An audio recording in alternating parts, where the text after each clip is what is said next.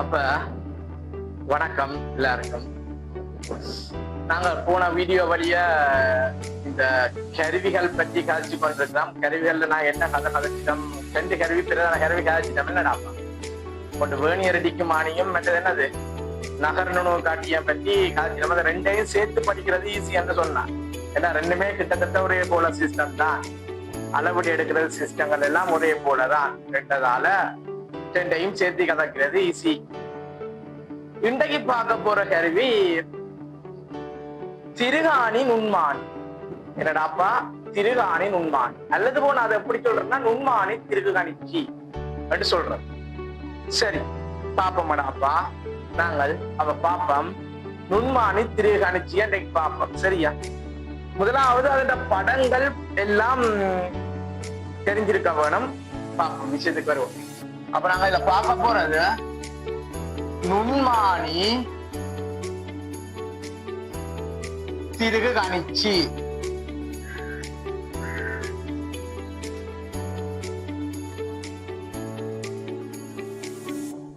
Okay ஆடா, நுண்மானி திருகு கணிச்சி. Okay, இந்த நுண்மானி திருகு கணிச்சியில இருக்கிற பாகங்களை முதலாவது நீ என்ன செய்ய தெரிஞ்சிருக்க வேணும், இனங்கான தெரிஞ்சிருக்கணும். அப்ப நுண்மானி திருகு கணிச்சி. அப்ப நான் அதுல ஸ்கிரீன்ல போடுவேன், சில படம் அப்ப நான் ஸ்கிரீன்ல போடுவேன்டாப்பா, நீ ஒருக்கா பார்த்துக்கொள். நான் சொல்ற விஷயங்கள் அங்க இருக்குவோம். ஓகே சரி பாப்போம். முதலாவது இந்த நுண்மானி திருகு கணிச்சின்ற ஒரு பக்கம் வந்து ஜூ வடிவம் மாதிரி இருக்கும். நம்ம முன்னுக்கு ஜூ பின்னுக்கு என்னது இப்படி ஒரு இப்படி முன்னுக்கு ஜூ பின்னுக்கு என்னது இப்படி ஒரு நீட்சி அடைஞ்ச வடிவம் மாதிரி இருக்கும். அதாவது இப்ப வேற நோமலா இப்படி இதான அந்த கருவின் நோமல் ஃபார்மேட் பேட்டர்ன். இதெல்லாம் நோமலான ஒரு ஃபார்மேட் பேட்டர்ன். இவ்வாறுதான் அந்த கருவி இருக்கும். இப்படித்தான் இருக்கும் அந்த கருவி, வேற ஒரு சிக்கலும் இல்லை. பார்த்தா இப்படித்தான் கிடக்கும், வெளித்தோட்டம் இப்படி. சரியோ? அதாவது இதுல பார், நீ வடிவா கருவி அதுல படத்துல பார்த்தா தெரியும். ஒரு அந்த இதுல ஒரு இதொன்று இருக்கு. ஓகே, மற்றது இப்படி ஒன்று இருக்கு. சரியானடா? இதுல ஒரு இதுல ஒன்று. இப்ப அந்த 2 ஜூவுக்கு முடியல 2 சைட்ல ஒன்று இருக்கும். ஒரு சைட் வந்து நிலையாக இருக்கும், பிக்ஸ்டா இருக்கும். ஒரு சைட்ல இருக்கிறது நிலையா இருக்கும். மற்றது நீ வந்து சுத்த சுத்த சுத்த சுத்த சுத்த என்ன நடக்க போகுதுன்னு சொன்னா அவர் முன்னுக்கு போய் பின்னுக்கு வர போற. விளங்குது? அப்ப பார், அப்படி படத்துல ஸ்கிரீன்ல பார்த்தா தெரியுமாடாப்பா, ஒரு நிலையாக இருக்கிற பகுதியை வந்து சொல்றது என்னது, பட்டடை. என்னன்னு சொல்றது, பட்டடை. அப்ப நீ சுட்ட சுத்த சுத்த சுத்த முன்னுக்கு போறாரு இல்ல, அவர் வந்து கதிர்கோள். என்னது, அவர் தான் நகருவர், கதிர்கோள். அவர் தான் என்ன செய்வாருடாப்பா, நகர போகின்றார். விலங்குதோடாப்பா, கதிர்கோள் நகரும் பட்டடை நிலையாக இருக்கு. அப்ப கதிர்கோளுக்கும் பட்டடைக்கும் இடையில தானே நீ வாசிப்படுத்த வேண்டிய சாமான்களை வைக்க வேணும். விளங்குது இல்லடா? கதிர்கோளுக்கும் பட்டடைக்கும் இடையில தானப்பா நீ வாசிப்படுத்த எடுக்க வேண்டிய சாமான்களை வைக்க வேணும். ஓகே ஓகே, கதிர்கோளுக்கும் பட்டடைக்கும். சரி, அப்படியே இங்கால வந்து பார்த்தோம்னு சொன்னா பிரதான அளவுடைய ஒன்று இருக்கு. அங்க அதே போலதான் பிரதான அளவுடைய இருக்கு. நீங்க வேணியர் அளவுடை இருக்க மட்டும் கதைக்கிறீங்க, இங்க வேணியர் அளவுடை இல்லையடாப்பா, வட்ட அளவுடை. அப்ப இங்க இருக்க போற அளவுடைய வட்ட அளவுடை. அதாவது வட்ட அளவுடை எப்படி இருக்க மாட்டா, பிரதான அளவுடை இருக்க, பிரதான அளவுடைக்கு மேலான என்ன செய்யும், வட்ட அளவுடை இருக்கு. படத்தை பார்த்தா தெரியும், பிரதான அளவுடைக்கு மேலான வட்ட அளவுடை இருக்கு. சரியா? பிரதான அளவுடைக்கு மேலான வட்ட அளவுடை இருக்கு. ஓகே, சேர்ந்து வட்டலுடைய கொஞ்சம் தள்ளி இருக்கிறது தீதால். சரிதானே? மற்ற பின்னுக்கு பார்த்தா ஒரு சின்ன ஒரு சுழற்சி சுத்திர சாமன் ஒன்று இருக்கும். அதான் தீதால் தலை, தீதால் தலை என்று சொல்றோம். அப்ப முதலாவது பாகங்களை பார்ப்போம். என்னென்ன பட்டடை சொன்னா, உனக்கு பட்டடை என்ற விஷயம் சொன்னா, பட்டடை எப்பயுமே நிலையா இருக்கும். என்னடாப்பா நிலையா இருக்கும்னு சொன்னாங்க. மற்றது கதிர்கோள். கதிர்கோள் என்ன செய்யும், நீ சுத்த சுத்த, அதாவது இங்க என்னத்தை சுழட்ட போற, வட்ட அளவுடைய புரிஞ்சு சுழட்ட போற. பிரதான அளவுடைய நிலையானதுடாப்பா. பிரதான அளவுடையில நிலையாத்தான் இருக்கும். பிரதான அளவுடைய வட்ட அளவுடைய குறித்து பிரதான அளவுடைய மீது வட்ட அளவுடையானது நேர் நகரும். எப்படி அங்க வேணியர் அடிக்குமான பிரதான அளவுடைய இருக்க வேணியர் அளவுடைய நகர்ந்ததோ அதே போல இங்க பிரதான அளவுடைய இருக்க வட்ட அளவுடைய என்ன வட்ட அளவுடைய பிரதான அளவுடைய மீது நகரப் போகின்றது. அதான் கதை, அதான் இந்த சிஸ்டம். விளங்குது? வட்ட அளவுடைய என்ன செய்ய போறாப்பா? பிரதான அளவுடைய மீது நகரப் போகிறது. அந்த சிஸ்டத்தை விளங்கிக்கோ. ஓகே, அப்ப இங்க இருக்க தீதால் அந்த வட்ட அளவுடைய எழுதப்பட்டிருக்க இடத்தை சொல்றது தீதால். அதாவது நீ பிடிச்சு சுத்த போற வட்ட அளவுடைய சுழற்றுறதுக்கு பயன்படுத்துற இடம் அந்த இது அதை சொல்றது தீதால். தீதாளுக்கு பின்னுக்கு இருக்க போறது தீதால் தலை. அந்த அதாவது தீதால் தலை ஒவ்வொரு தொழிற்பாடும் என்று சொல்றேன். அப்ப வேற இவ்வளவு அந்த பிரதான அளவுட என்ன வேற பிரதான அளவுட வட்ட அளவுட தீதால் தீதால் தலை பட்டட கதிர்கோள். அடுத்தது பூனண்ட பகுதி, அதாவது பிரதான அளவுடைய குறிக்கப்பட்டிருக்கிற பகுதியை சொல்றது பூன். ஓகே, அதை விட அங்க என்ன இருக்கும் படத்துல பார்த்தானு தெரியுமா? சின்ன ஒரு லொக் ஒன்று இருக்கும். என்னது அந்த லொக்? அந்த லொக் என்னதுக்கு பயன்படுத்தலன்னு பாப்போம். சரியா? முதலாவது பாகங்களை பார்த்தலாம். எப்படி ஒரு நார்மல் சிஸ்டம் இப்படித்தானடாப்பா பார்த்த வழித்தோட்டம் உனக்கு இப்படி ஜூவும் அங்கே ஒரு இதே ஒரு ஐயங்க அவுட்டு வச்சுக்கிற மாதிரி தான் தோட்டப்பாடு இருக்கும். இதான் நார்மல் வழித்தோட்டப்பாடு. ஆனா அங்க உள்ளுக்கு இருக்க பாகங்கள் எல்லாம் பார்த்தோம்னு சொன்னா ஓகே. சரிப்பா, ஓகே. முதலாவது பேர் பூனண்ட பகுதியில தான் என்ன இருக்கும்? பிரதான அளவுடைகள் குறிக்கப்பட்டிருக்கும். இது முதலாவது தெரிஞ்சிருக்க வரும். பூனில தான் என்ன குறிக்கப்பட்டிருக்கும்? பிரதான அளவு. தீதானுக்கு முன்னுக்கு என்ன குறிக்கப்பட்டிருக்கும்? வட்ட அளவுடைகள் குறிக்கப்பட்டிருக்கும். வட்ட அளவுடைகள் குறிக்கப்பட்டிருக்கும். தீதால். முதலாவது இந்த நுண்மானி திருகணிச்சி என்னத்துக்கு பயன்படுத்துறேன்னு சொன்னா இந்த பிளேட் இருக்குல்லடா, சேவடுக்கிற பிளேட். அந்த சேவடுக்கிற பிளேட் இந்த திக்னஸ் தடிப்புகளை துணியறதுக்கு நாங்கள் பயன்படுத்திக் கொள்ளக்கூடிய ஒரு கருவிதான் என்னது? இந்த திருகாணி நுண்மான், அதாவது நுண்மானி திருகணிச்சி. அதை விட பேப்பர் என்ற திக்னஸ், அதாவது மிகவும் மெல்லிய பொருட்களினுடைய தடிப்புகளை துணிஞ்சு கொள்றதுக்கு பயன்படுத்த போகின்ற கருவிதானப்பா திருகாணி நுண்மானி. நுண்மானி திருகணிச்சி கதைக்கிற கதை. ஓகே, இப்ப ஓகே. சரி, இப்ப ஒவ்வொரு பாகங்களினுடைய தொழிற்பாடு உனக்கு சொல்ல போறேன். ஒவ்வொரு பாகங்களினுடைய தொழிற்பாடு உனக்கு சொல்ல போறேன். அப்படின்னு சொன்னா முதலாவது பட்டடை என்ன செய்யுது? நிலையா இருக்கு. பட்டடையினுடைய தொழிற்பாடு என்னன்னு கேட்டா என்ன எழுதுவேன்? அதாவது பட்டடையினுடைய தொழிற்பாடு என்னன்னு கேட்டா கதிர்கோளுக்கும் பட்டடைக்கும் இடையில பொருளை வச்சு பொருளை பிக்ஸ் பண்ணி பிடிக்கிறதுக்கு, அதாவது பொருளை வடிவா பற்றி பிடிச்சிருக்கிறதுக்கு பயன்படுத்தப்படுறதுதான் இந்த பட்டடையும் கதிர்கோள். ஓகே, சரி. தீதால என்ன செய்ய? தீதால பயன்படுத்தி சுத்த கதிர்கோள் முன்னுக்கு போற வளைஞ்சு வியாதிச்சுனா ஒரு சுழி. இப்போ ஒரு டிரெக்ஷன்ல சுத்துறேன்னு சொன்னா ஒரு குளக் வைஸ்ல சுத்தேக்க முன்னுக்கு போனா ஆன்டி குளக் வைஸ்ல சுத்தேக்க பின்னுக்கு வரும். சரியா? குளக் வைஸ்ல சுத்தேக்க எங்க இது எங்க, அதாவது பட்டடையை நோக்கி நகர்ந்தா கதிர்கோள் ஆன்டி குளக் வைஸ் டிரெக்ஷன்ல சுத்தேக்க பட்டடையை விட்டு விலத்தி நகர். சரியா? உனக்கு இந்த விஷயங்கள் தெரிஞ்சு கொள்ள ஒரு திசையில சுத்தேக்க மற்ற எதிர் திசையில சுத்தேக்க மற்ற விளம்பரம். ஓகே, இல்ல முக்கியமான ஒரு பாகத்தின் தொழிற்பாடு கேட்கவன் தீதால் தலை. தீதால் தலை என்ற தொழிற்பாடு. தீதால் தலை என்ற தொழிற்பாடு என்னடாப்பா நான் சொல்ல போற விஷயத்த முதலாவது தீதாலாலதான் நீ என்ன செய்வ? சுத்துவ. சுத்தி பொருளை மட்டுமட்டாக தொடுகிற வரைக்கும் கொண்டு போவேன். செப்பமான தொடுகையை மேற்கொள்ளுவதற்கு பயன்படுத்தப்பட போறது தீதால் தலை. கொண்டு போய் விட்டுட்டு அதுக்கு பிறகு தீதால் தலையை பிடிச்சுதான் சுத்துவேன். தீதால் தலையை பிடிச்சு சுத்தி கொண்டு போயிருக்க ஒரு சிறந்த தொடுகை ஏற்படுத்தப்பட்ட உடனே எதுக்கும் பொருளுக்கும் கதிர்கோள்களுக்கும் இடையில ஒரு சிறந்த தொடுகை ஏற்படுத்தப்பட்ட பின்னர் ஒரு கிரீச் என்ற ஒரு சத்தம் ஒளி எழுப்பப்படும்.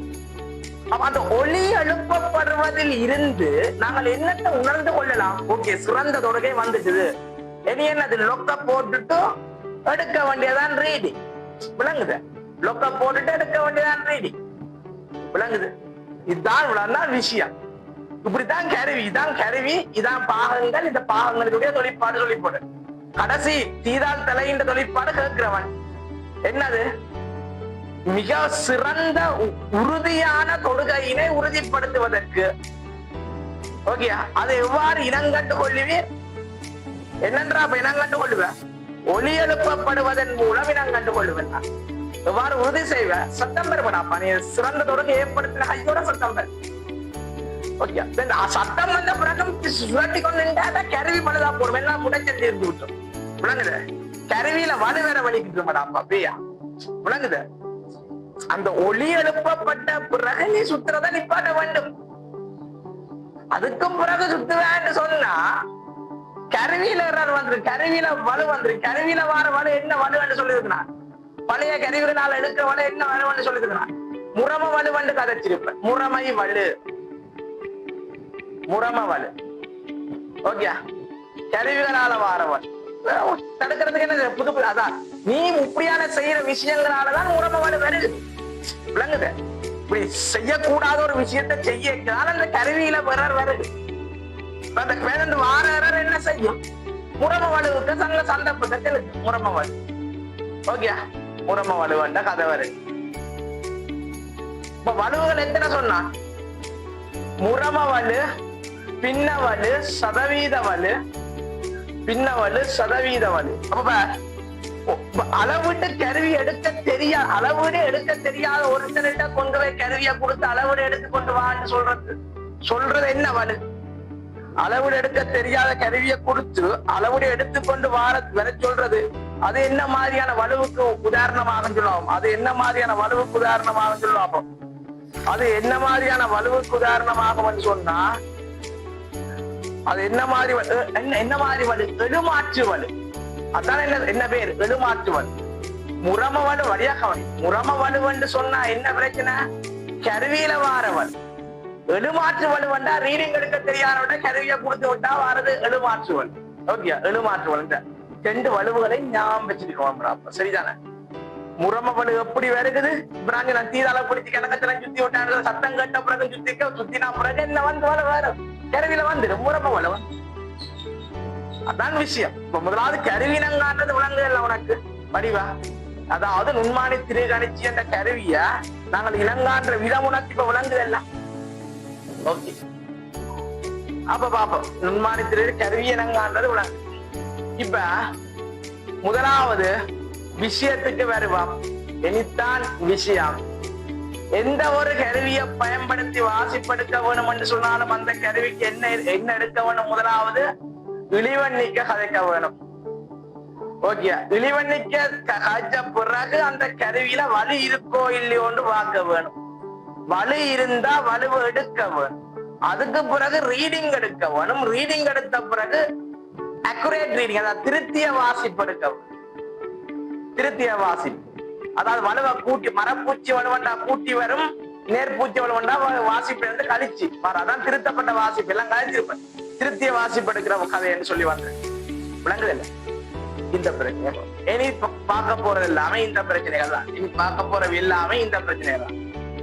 அப்ப முதலாவது விஷயத்தை கதைப்பான். முதலாவது பேர் உனக்கு வேணியர் இடிக்குமானியில வேணியர் அளவினை தத்துவம் என்று சொன்ன மாதிரி இங்க திருகாணி நுண்மானியில திருகாணி தத்துவம். என்னடாப்பா? திருகாணி தத்துவம். திருகாணி தத்துவம், திருகாணி தத்துவத்தை கதைப்போம். திருகாணி தத்துவத்தை கதைக்கப்போம். என்னடா இது திருகாணி தத்துவம்னா? ஒன்றுமில்லை, நான் சொல்ற விஷயத்த வழியாக்கணும். இப்ப ஸ்க்ரூ டிரைவர் உனக்கு தெரியுமில்ல? ஸ்க்ரூ டிரைவர், ஸ்க்ரூ டிரைவரால இப்ப ஸ்க்ரூ இப்ப என்ன சொல்றது? இப்ப நாங்க திருகாணி தத்துவத்தை ஒரு படியும் ஈஸியா விளங்கப்படுத்த வேணும்னு சொன்னா இப்படி கதைக்கலாம். அப்படின்னு சொன்னாராப்பா, இந்த ஸ்க்ரூ நட்டு இருக்குல்ல, இந்த ஸ்க்ரூ நட்டை வச்சு போட்டு நாங்கள் என்ன செய்ய போறோம்? பூட்ட போறோம். குளக் வைஸ் டேக்கர்ல சுத்தக்க நான் பூட்டு போறோம். ஸ்க்ரூ ஸ்க்ரூ மூட்டு ஆன்டி கிளாக்வைஸ்ல டிரெக்டா சுத்த ஸ்க்ரூ வெளியில வரும். இதான் நான் சொன்னான் இப்ப கொஞ்சம் கிளாக்வைஸ் டிரெக்டா சுத்த கதிர் குழங்க போகுது, பட்டடையை நோக்கி போகுது. விளங்குது? ஆன்டி கிளாக்வைஸ் டிரெக்டா சுத்த கதிர்கோள் பட்டறையை விட்டு விலத்தி வருது. அப்ப விளங்குது? அப்ப இங்க திருகு தத்துவத்துக்கு இணங்க தொழிற்படுத்தப்படுகின்ற கருவிதான் உண்மை திருகு காணிச்சு. அதான் திருகு தத்துவம் சொல்ல போறேன். அதாவது நான் சொல்ல போற திருகு தத்துவத்தை வழியா விளங்கி இப்ப ஆணி ஒண்டில கொஞ்சம் பெருசாக்கிக்கிற போறேன் படியாக்கவனியா. இதாங்கட ஆணி. இதுல திருகுகள் இப்படி இருக்குது. ஓகே,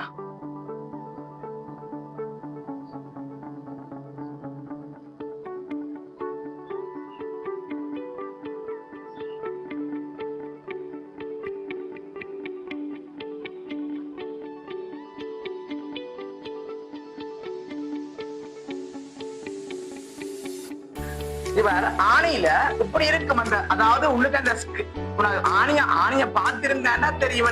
திருகு ஆணிய அதாவது என்னது எங்கட ஒரு நார்மல் ஸ்க்ரூ ஆணிய பார்த்திருந்தா தெரியும் உனக்கு இந்த விஷயம். இப்படித்தான் ஸ்க்ரூ ஆணி இருக்கும். அதாவது நான் சுத்தி பூட்டக்கூடிய மாதிரி இருக்கு. இப்ப இந்த திருகாணி இந்த ஆணியில ஒரு விஷயம் ஒன்று எடுக்க போறேன். அடுத்த ரெண்டு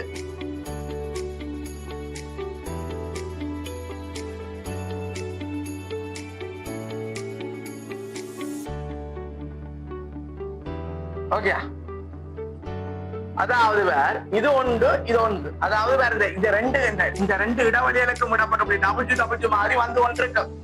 ஓகே, இந்த பேர் திருகாணி தத்துவம் எனப்படுவது யாது எனில்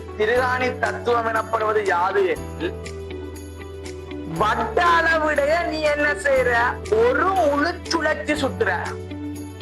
ஒரு முழு சுழற்சி என்று சொன்னா என்ன விளங்குதா? 360 பாகைகளால திருப்புற. விளங்குதாடாப்பா? ஒரு முழு சுழற்சி எனப்படுவது 360 டிகிரி. ஆல நீ என்ன செய்யறது? திருப்புற, சுத்துற. எந்த இடத்துல திருப்ப ஸ்டார்ட் பண்ணியோ மீண்டும் அதே இடத்துக்கு கொண்டு வந்து விடுற. அதான் என்னது ஒரு முழு சுழற்சி. அப்ப ஒரு முழு சுழற்சி சுத்தேக்க வட்ட அளவுடை ஒரு முழு சுழற்சி சுழலும் போது பிரதான அளவுடை மீது எவ்வளவு தூரம் நகருது என்றதுதான் திருகாணி தத்துவம். விளங்குதேடாப்பா? விளங்குதே உனக்கு விளங்குதா என்ன சொல்றான்? வட்ட அளவுடை ஒரு பூரண முழு சுழற்சியின் போது வட்ட அளவுடையின் ஒரு பூரண முழு சுழற்சியின் போது வட்ட அளவுடையானது வட்ட அளவுடையானது பிரதான அளவுடையின் மீது நகர்ச்சி அடைகின்ற தூரம் தான் என்னது? திருகாணி தத்துவம். அதுதான் திருகாணி தத்துவம். ஸ்க்ரூ அதான் திருகாணி. இந்த திருகாணி தத்துவத்துக்கு நாங்கள் தொழிற்படுகின்ற கருவின் உண்மையான திருகாணி. அப்ப இந்த திருகாணி தத்துவத்தை வச்சு கொண்டுதான் நான் கருவியினுடைய என்ன கதைக்க போகின்றேன்? லீஸ் கவுண்ட் கதைக்க போகின்றேன். திருகாணி தத்துவத்தை வச்சு கொண்டுதான் கருவியினுடைய லீஸ் கவுண்ட் கதைக்க போறோம். லீஸ் கவுண்ட் நாங்கள் என்ன வகை குறிக்க போறோம்னா திருகாணி நுண்மானி திருகாணிச்சு இந்த திருகாணி தத்துவத்தை வச்சுக்கொண்டு லீஸ் கவுண்ட் கதைக்க போறோம். என்னது? ஒரு முழு சுழற்சிக்கு பிரதான அளவுடைய மீது வட்ட அளவுடையானது நகருகின்ற தூரம். அந்த தூரத்தை என்னன்னு சொல்ல போறோம்? புரியடை தூரம். அந்த தூரத்துக்கு பேர் என்ன பேருடாப்பா? அந்த தூரத்துக்கு என்ன பேர்? புரியடை தூரம். புரியடை தூரம் வடியா விளங்கிக்கொள்ள இந்த டேர்ம்ஸ்களை. புரியடை தூரம் பிரதான அளவிடை மீது வட்ட அளவிட சுத்தேக்க வட்ட அளவிடை ஒரு முழு சுழற்சியின் போது பிரதான அளவிடையில எவ்வளவு தூரம் நகருது என்றதுக்கு தான் பேர் புரியடை தூரம். அப்ப அந்த புரியடை தூரம் காண வேணும் என்று சொன்னா திருகாணி தத்துவம் விளங்கினவனாலதான் புரியடை தூரம் காண. பேர் இல்லாத திருகாணி தத்துவம் விளங்காதவனுக்கு போய் புரியடை தூரத்தை காண்டு சொன்னா அவன் போட்டு சுழட்டுவான்.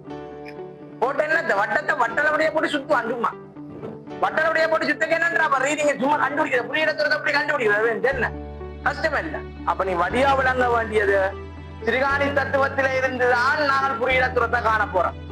திருகாணி தத்துவம் படியா விளங்கிட்டு தான் தெரியும். அதாவது சும்மா சாதாரண விஷயம். குறியீடை தூரம்டா நீ ஒரு முழு சுழற்சி சுத்தேக்க என்னத்தை பிடிச்சி வட்டளவுடைய பிடிச்சி அதே வட்டளவுட பிரதான அளவுடைய மீது எவ்வளவு தூரம் நகருது என்றதான் குறியீடை தூரம்.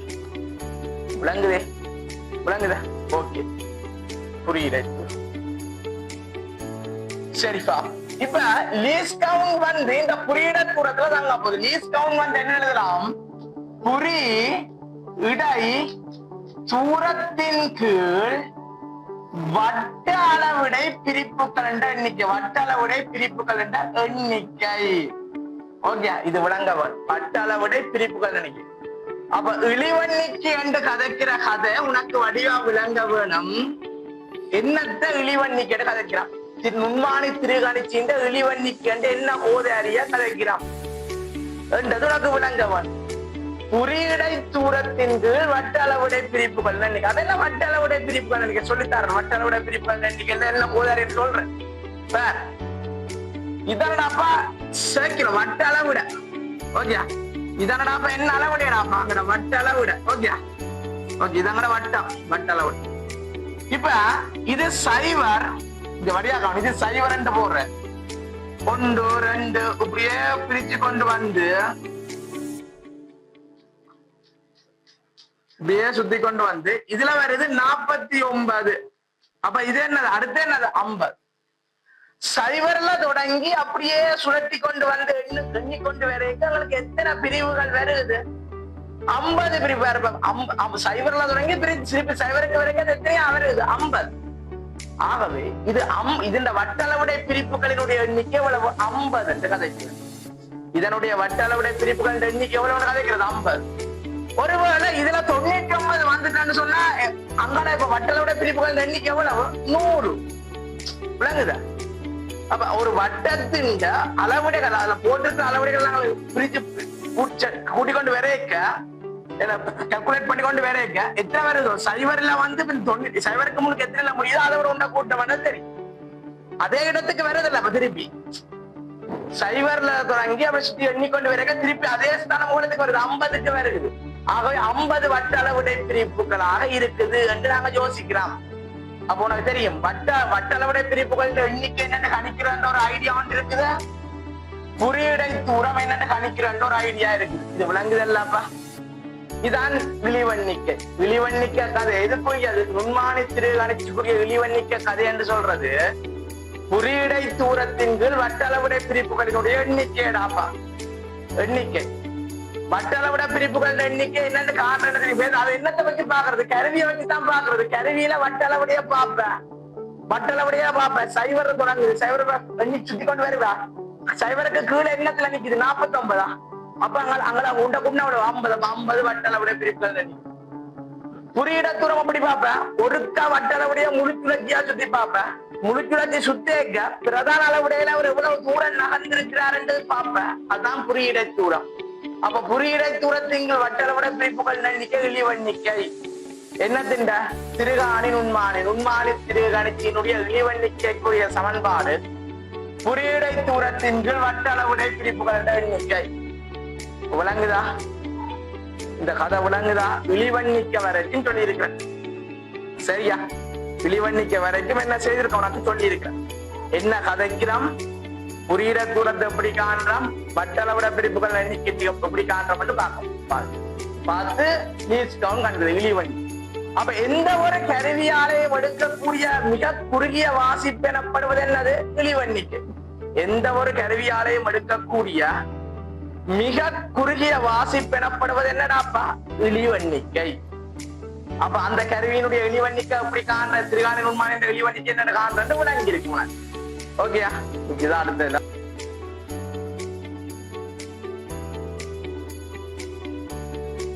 அப்ப நாங்கள் திருகாணி நுண்மானி இழிவெண்ணிக்கையை பற்றி கழிச்சினாங்க. சொல்லு. லீஸ்ட் கவுண்ட் இழிவெண்ணிக்கைக்கான சமன்பாடு என்ன? குறி இடை தூரத்தின் கீழ் வட்ட அளவுடை பிரிப்பின் எண்ணிக்கை. வட்ட அளவுடை எண்ணிக்கை பிரிப்பின் எண்ணிக்கை. ஓகே ஆடா. லீஸ்ட் கவுண்ட் எனப்படுறது குறியீடை தூரத்திங்கள் வட்ட அளவிட பிரிப்புகள். இப்ப கேள்வி பேப்பர்கள்ல என்னென்ன விஷயம் சொல்ல போறான்னு சொல்ல போறேன். ஒரு திருகாணி உண்மானியானது எடுக்கப்பட்டு, மாணவன் ஒருவனால் திருகாணி உண்மானியானது எடுக்கப்பட்டு அம்மாணவன் வட்ட அளவிடையின் இரு பூரண வட்ட அளவிடையை தீதாளை பயன்படுத்தி இரு பூரண முழு சுழற்சிகளின் போது, தீதாளினுடைய இரு பூரண முழு சுழற்சிகளின் போது தீதாளானது பிரதான அளவிடை மீது 1 மில்லிமீட்டர் தூரம் நகர்வதை அம்மாணவன் அவதானித்தான். குறியீடை தூரம் கண்டுபிடிக்கிறதுக்குரிய தரவு அவன் இப்படிதான் தருவான். எப்படி தருவான்? எப்படி தர போறான்? மாணவன் ஒருவனால் நுண்மானி திருகணர்ச்சியானது எடுக்கப்பட்டு தீதாளினுடைய 2 பூரண முழு சுழற்சிகளின் போது பிரதான அளவிடையின் மீது தீதாளானது 1 மில்லிமீட்டர் தூரம் அடைந்ததை மாணவன் அவதானித்தான். எனவே இப்ப என்னன்னு கால்குலேட் பண்ணுவாய்? குறியீடை தூரம். ஆகவே 2 முழு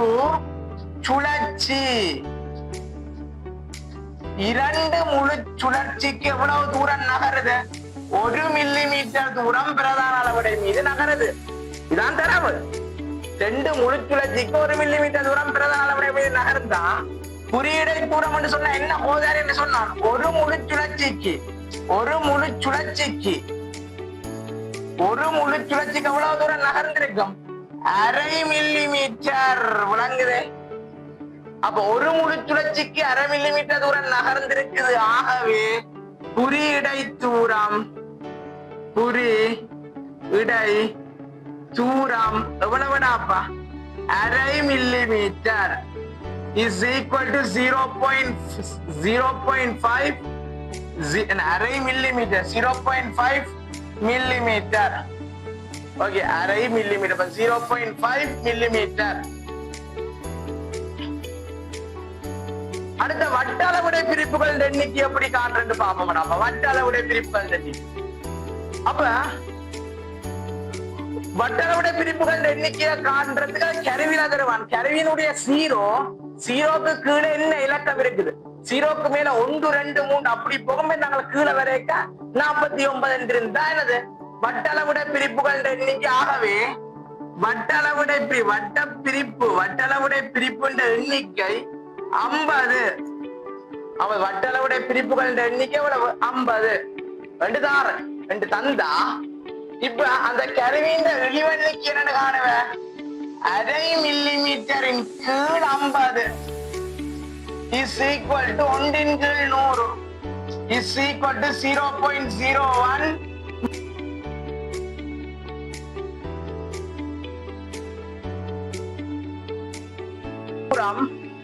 அப்ப உனக்கு விளங்க வேண்டியது இப்ப 2 முழு சுழற்சிக்கு 1 மில்லிமீட்டர். அப்ப 1 முழு சுழற்சிக்கு 1/2 மில்லிமீட்டர். குறியீடு தூரம் 1/2 மில்லிமீட்டர் என்று வருது. வட்ட அளவுடைய பிரிப்பு 50 இருந்தா இழிவெண்ணிக்கை எவ்வளவு? 0.01 மில்லிமீட்டர். ஒருவேளை வட்ட அளவுடைய பிரிப்பு 100 இருந்தா இந்த இடத்துல கொண்டே 100 போடுவேன். தரப்படுற தரவுகளை கொண்டே பிரதியிடுறதுதான் வேலை, வேற ஒன்றும் இல்லை. தரப்படும் தரவுகளை கொண்டு போய் பிரதியிடுவதுதான் வேலை. ஓகேயா? இந்த கதை விளங்குதா? இழிவெண்ணிக்கை காண்ற கதை. ஓகேயா? இது பாப்போம், தொடர்ந்து பாப்போமா?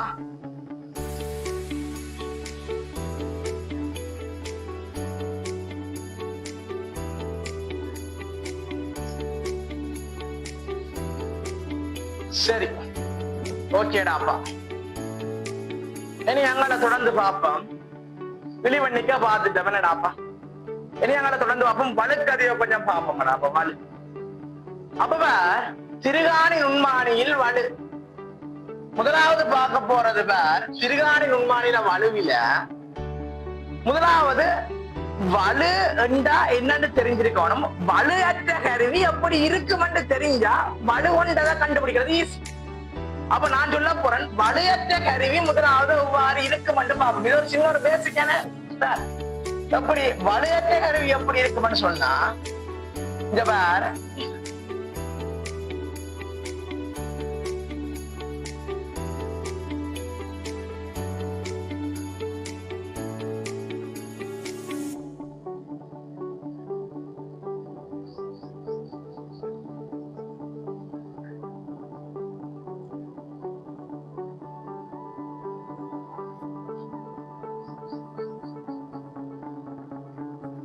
ஓகே இப்படி கீறி காட்டிக்கலாம்.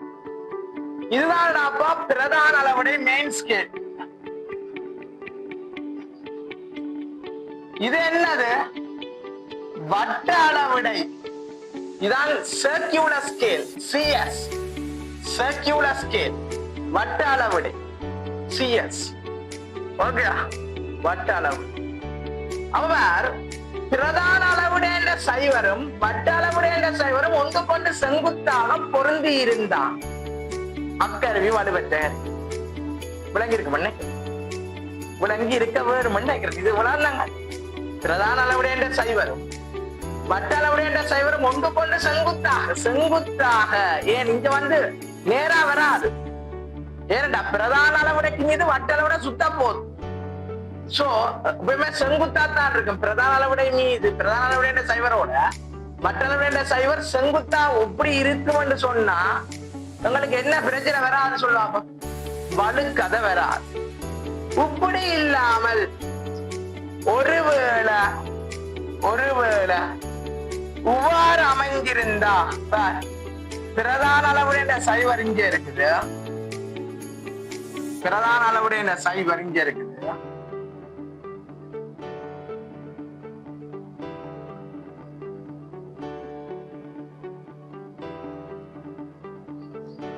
வட்ட அளவுடைய சைவர் இங்க இருக்கு, பிரதான அளவுடைய சைவர் இங்க இருக்குது, வட்ட அளவுடைய சைவர் கீழே இருக்குதுடாப்பா.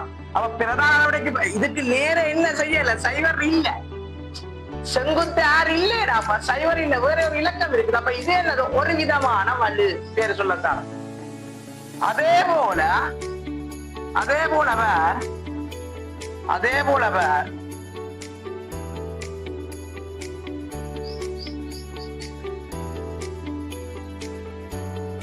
பிரதான அளவுடைய சைவருக்கு மேல இங்க நிக்குது. இது பிரதான வட்ட அளவுடைய சைவர் எங்க இருக்குது? இந்த கோட்டுக்கு மேல நிக்குது, பொருந்த வேண்டிய கோட்டுக்கு மேல நிக்குது. அப்ப பிரதான அளவுடையோட பொருந்த வேண்டிய கோட்டுக்கு கீழே சைவர் நிக்கிறது ஒரு விதமானவது, கோட்டுக்கு மேல சைவர் நிக்கிறது இன்னொரு விதமானது. இந்த வலுவுக்கு சொல்ல போறோம் பாசிட்டிவ் ஜீரோ எரர், நேர்பூச்சிய வலு எனவும். இந்த வலுவுக்கு சொல்ல போறோம் நெகட்டிவ் ஜீரோ எரர், மறைப்பூச்சிய வலு எனவும் சொல்ல போகின்றோம். விளங்குறதா?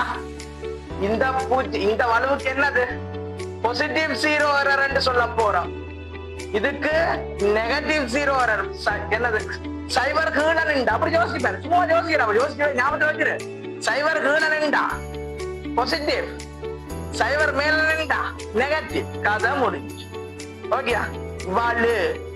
அப்ப இது வலுவற்ற கருவி, இது பாசிட்டிவ் ஜீரோ எரருக்குரிய கருவி, இது நெகட்டிவ் ஜீரோ எரருக்குரிய கருவி.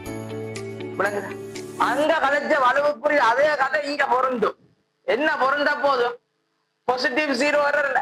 பாசிட்டிவ் ஜீரோ எரர் நேரடியா வாசிப்புல இருந்து என்ன செய்து கொண்டு போகும்? கழிவட்டு கொண்டு போகும். என்ன நெகட்டிவ் ஜீரோ எரர் சொன்னா என்ன செய்யும்? வாசிப்போட மைனஸ் இன்டு மைனஸ் பிளஸ் ஆகியாட்டா, மைனஸ் இன்டு மைனஸ் பிளஸ் ஆகி என்ன செய்ய போறா? பேட்டா அப்போது கூட்டுப்பட போதும் அந்த விஷயம். விளங்கினாச்சு?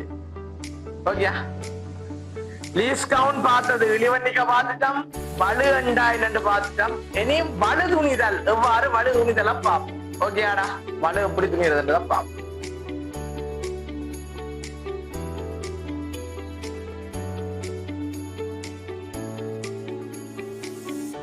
சரிடாப்பா, அப்ப என்ன பார்க்க போறோம்? வலு துணிதல்.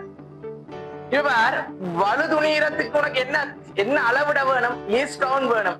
வலு என்று சொல்றதும் என்ன, அப்புறம் அளவிட எடுத்த மைத்தல் எடுக்கிறது. அப்ப அதுக்கு லீஸ் கவுண்ட் வேணும். நான் சொல்றேன், திருகாணி உண்மானியுடைய இழிவெண்ணிக்கையாக லீஸ் கவுண்ட் வந்து 0.01 மில்லிமீட்டர் என கருது என்று சொல்றேன். 0.01 மில்லிமீட்டர் என கருது என சொல்லுகின்றேன்.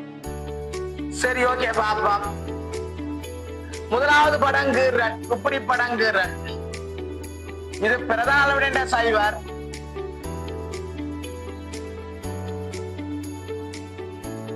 மூன்றாவது பிரிவு, இரண்டாம் பிரிவு, முதலாம் பிரிவு, பூஜ்ஜியமாம் பிரிவு. இது என்ன பூச்சிய வலுவன்னு சொல்லுதுன்னா பாசிட்டிவ் 0 டக்ட கண்டு போற நேட் பூச்சிய வலுவன்னு சொன்னா சரியா? எத்தனையாவது தானம் இறங்கி 1 2 3 அதாவது இதோட எத்தனையாவது பிறந்தது 3. அப்ப வேற லீஸ் கவுண்ட் என்னன்னு எழுத லீஸ் கவுண்ட் சொல்லணும். எரர் எரர் எரர் என்னன்னு எழுத போறேன்னு சொன்னா என்ன எரர் எழுத போறேன்னு சொன்னா எத்தனையாவது பிரிவு 3 தர லீஸ் கவுண்ட் எவ்வளவுடாப்பா? 3 தர 0.01. அப்ப எவ்வளவு வரும்? 0.03 மில்லிமீட்டர். என்னது பிளஸ் நேர்பூச்சி வரவில்லை. அப்ப கோதாரி பிளஸ் போட இல்ல வேணும். ஓகே எரர் விளங்குதா? இந்த சைவர் எத்தனை தானம் கீழே இறங்கி நிக்குது பார். 1 2 3 தானம் கீழே இறங்கி நிக்குது. இதுல இருந்து 1 2 3 தானம் கீழே நிக்குது. ஆகவே எத்தனை தானம் இறங்கி நிக்குது? 3. ஆக 3 தர லீஸ் கவுண்ட் 0.01. அப்ப இப்படி போடுறது. இதுல இருந்து என்ன விட வருது? 0.03 மில்லிமீட்டர். டாக்டர் போக போறேனா? ஓகே. அடுத்தது இந்த வலுவு என்ன வலுவான்னு சொல்லுவா doctor ஏரியண்ட.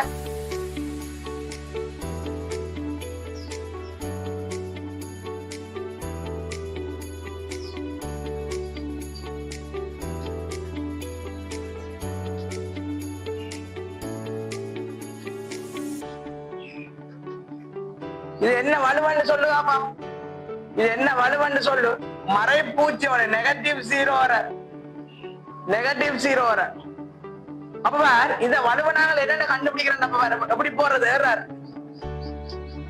Error is equal to நேர் எழுத போறேன் பார். இதுல இருந்து எத்தனை தானம் மேல பூஜ்ஜியம் வரை நிக்குது? 1 2 3 தானம் வேற நிக்குது. என்ன அப்ப 3 தர லீஸ் கவுண்ட் எவ்வளவு? 3 தர 0.01. அப்ப 0.03 மில்லிமீட்டர் எரர். பட் என்ன எரர்? மறைப்பூச்சியோட -0 error. So we have to put the minus sign. Okay, we have to put definitely minus sign. Okay, understand? Okay, here we have to put definitely plus sign.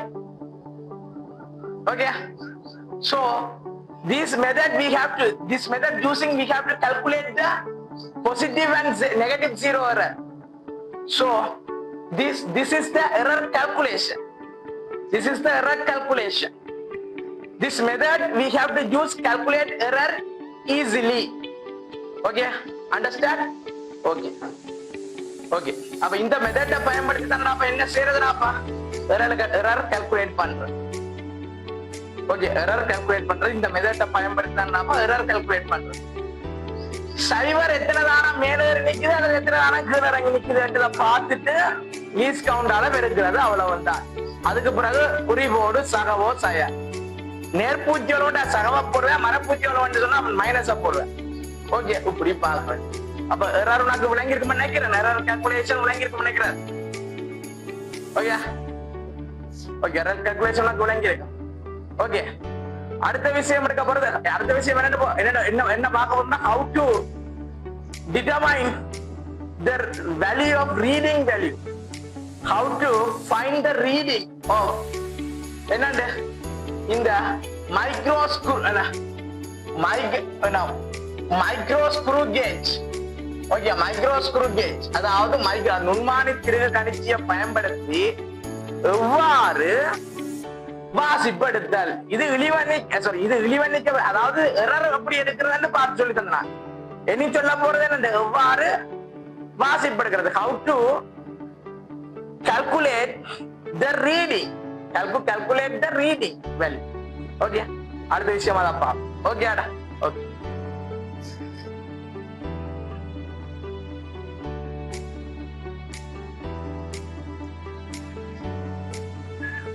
okay da. Okay, well we start da. Okay, now என்ன செய்ய போறோம்னு சொன்னா இப்ப நாங்கள் இத எடுக்கிறத calculate பண்ணுவோம். என்னதுன்னு சொன்னா ரீடிங் அப்படி how to measure reading with using the micro screw gauge. Micro screw கேஜை பயன்படுத்தி என்ன மாதிரி ரீடிங் என்ன போதா இருக்கா? மைக்ரோ ஸ்க்ரூ கேஜ்னா அந்த ரூமானித்திரி கணிச்சுதான் வேற ஒன்று போதா இருக்காது. மைக்ரோ ஸ்க்ரூ கேஜை பயன்படுத்தி என்னென்ன ரீடிங் எடுக்கிறது எடுப்பா. ஓகே, வாசிப்பு எடுக்கிற முறை என்னன்னு சொல்ல போறேன். படியாக அதுக்கு சும்மா இப்படி இருக்கா. ஃபர்ஸ்ட் சும்மா ஒரு அளவு கொண்டு போறோம். இது 0 1 2 3 4 5 6 7 8. அப்ப நான் இதுல போடுறது ஓகே பிரதான அளவுடைய போட்டிருக்கேன். பிரதான அளவுடா போட்டிருக்கேன்.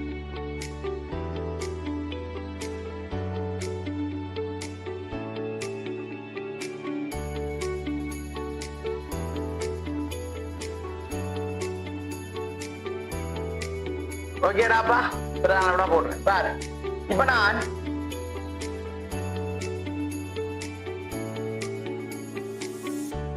இதுல கொடுக்க போறேன். இதுல வட்டளவுடைய சும்மா ஒரு இலக்கத்தை கொடுக்குறேன். எப்படி இலக்கத்தை கொடுப்பான்? சும்மா போடுறேன். ஒரு 37வது பிரிவு இதுல நிக்குது. அங்கால இருக்கட்டும், அங்கால எல்லாம் விரட்டு, மங்கள விரட்டு, அது பிரச்சனை. அங்கால இலக்கங்கள் இருக்கும். அப்ப பிரச்சனை இல்லை. வேற உனக்கு தெரிய வேண்டியதுடாப்பா. அப்ப இந்த கருவின் லீஸ்ட் கவுண்ட் முதலாவது நான் சொல்றேன். இந்த கருவியினுடைய லீஸ்ட் கவுண்ட் நான் சொல்றேன்டாப்பா 0.01 மில்லிமீட்டர். இந்த கருவியினுடைய எண்ணிக்கை நான் முதலாவது 0.01 மில்லிமீட்டர் என்று சொல்றேன்.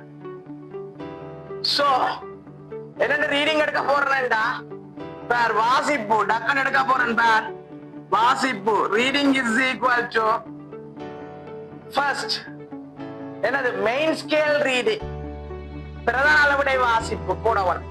பிரதான அளவுடைய வாசிப்பு எப்படி போடுறது பார். இந்த வட்ட அளவுடைக்கு முன்னுக்கு என்ன பிரதான அளவுடைய பிரதான அளவுடையில என்ன வாசிப்பை காட்டுது சொல்லு. இது பார், இது பிரதான அளவுட. இது வந்து இது அரை, இது 1 1 2 2 3 3 4 4 காட்டு.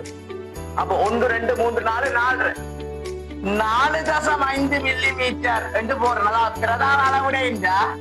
ஒரு MSD ஒரு மெயின் ஸ்கேல் டிவிஷன் 1/2 மில்லிமீட்டர் எடுக்கிறேன்னா இதெல்லாம் தெரிய வேணும். இதெல்லாம் அப்படியே நான் கொஞ்ச நேரத்துக்கு சொல்லியிருப்பேன். அந்த புரியிட தூரம் காண்றதுக்கு என்னது இரு முழு கிளர்ச்சிகளின் போது எவ்வளவு தூரம் நகருது. இது முழு கிளர்ச்சிகளின் போது பிரதான அளவுடைய மீது 1 மில்லிமீட்டர் தூரம் நகருதுன்னு சொன்னா ஒரு முழு கிளர்ச்சிக்கு எவ்வளவு தூரம் நகர்ந்திருக்கு மேல. அப்ப அந்த அரை தானே என்னது ஒரு மெயின் ஸ்கேல் டிவிஷன் 1/2 மில்லிமீட்டர் எடுக்கிறது. பிரதான அளவுடைய ஒரு மெயின் ஸ்கேல் டிவிஷன் எவ்வளவுடாப்பா 1/2 மில்லிமீட்டர். இது வந்து ஒரு சர்க்குலர் ஸ்கேல். இது சர்க்குலர் ஸ்கேல் வட்ட அளவுட.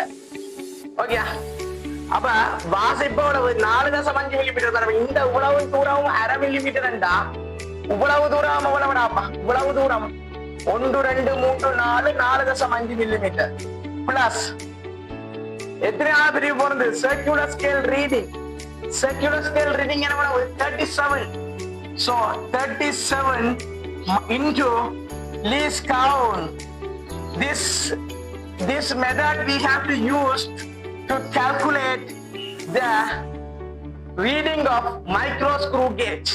Okay, இந்த முறையை பயன்படுத்தி தான் நாங்க என்ன செய்வோம், மைக்ரோ ஸ்க்ரூ கேஜ் ரீடிங் எடுத்துக்கொள்வோம். மைக்ரோ ஸ்க்ரூ கேஜுக்கு என்னது ரீடிங் எடுத்துக்கொள்வோம் இந்த மெத்தட்டை பயன்படுத்தி. ஃபர்ஸ்ட் என்னது main scale reading, then plus circular scale reading multiple into least count. Okay, circular scale reading multiple into least count. So we have to calculate 4.5 millimeters plus 37 multiple into least count is equal to 0.01 millimeter. So definitely we have to solve this numerical numbers. So we get the answer 4.5 millimeter plus 0.37 millimeters. So we have to get the answer 4.87 millimeters. This is the answer. This is the answer, required answer 4.87 millimeter. Suppose here this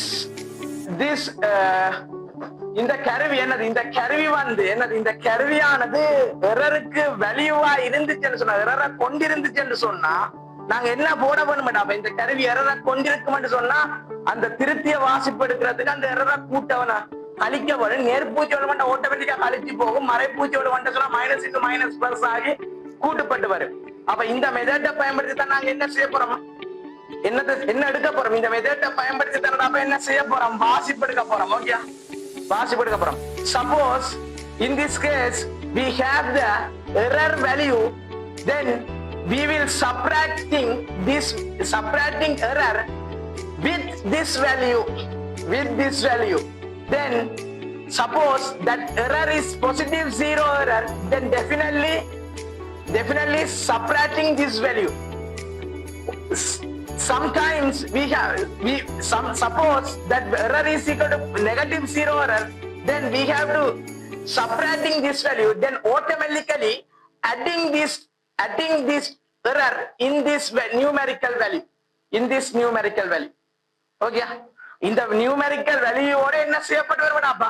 கூட்டுப்பட்டு வருமான்னு சொல்லப்படுது. ஓகேடா, இந்த numerical வேல்யூவோட என்ன செய்யப்படுது? கூட்டுப்பட்டு வருமான்னு சொல்லப்படுது. Okay okay.